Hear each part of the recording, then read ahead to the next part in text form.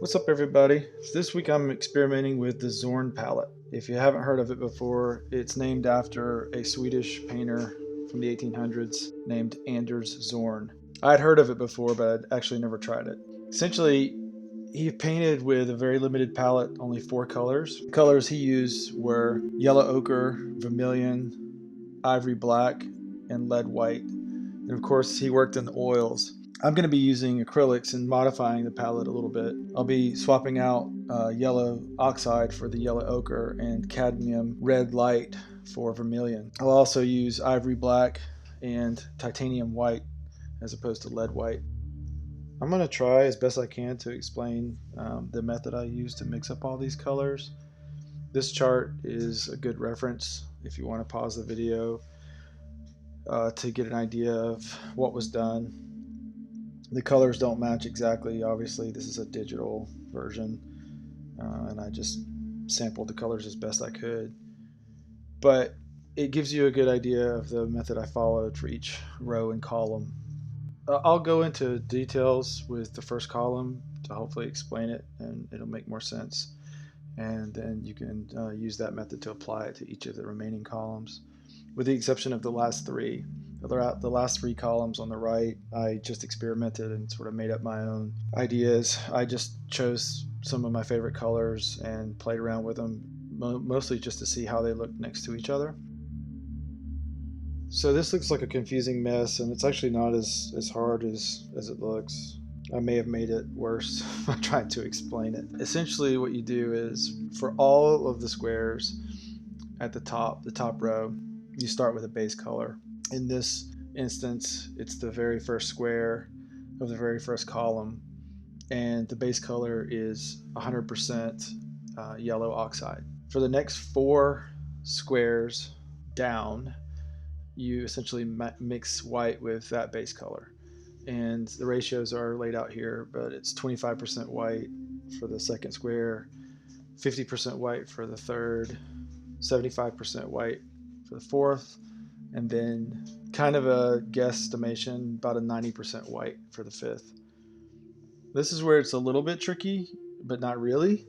The next 4 swatches are essentially mixing in a trace of an additional color, in this case, ivory black, and I did it in the reverse order. So started with the lightest color and added the lightest color being swatch 5 here, and started adding in a trace of black, and then worked my way backwards towards the base color.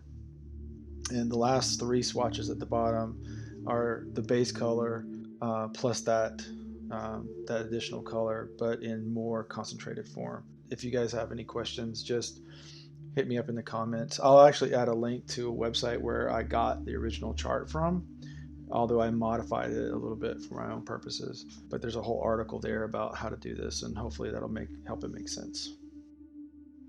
So here I've started with the base color, and I've made 4 piles of paint and added white to them, and then I split those 4 into 4 more, and started adding the additional color, which in this case is ivory black, to the 4 on the right.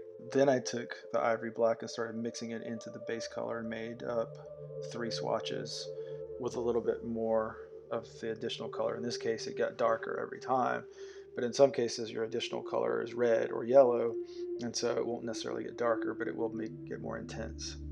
So it's really satisfying to fill out this grid with colors, and I hope you enjoy this little time lapse of that process and how that looked.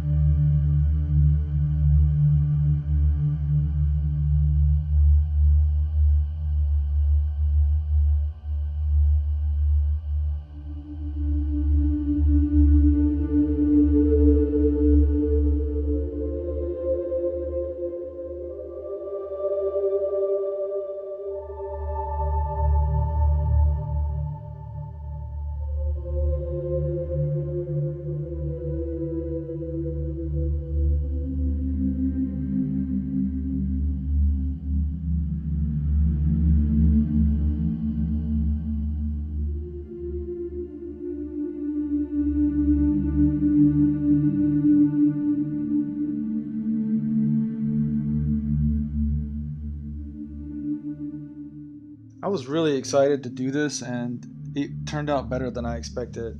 Mainly just because the colors you're able to achieve with just 4 colors, both number of colors and shades and hues that you're able to achieve, as well as the nature of the colors. They're absolutely beautiful. So essentially, it's a very harmonious palette.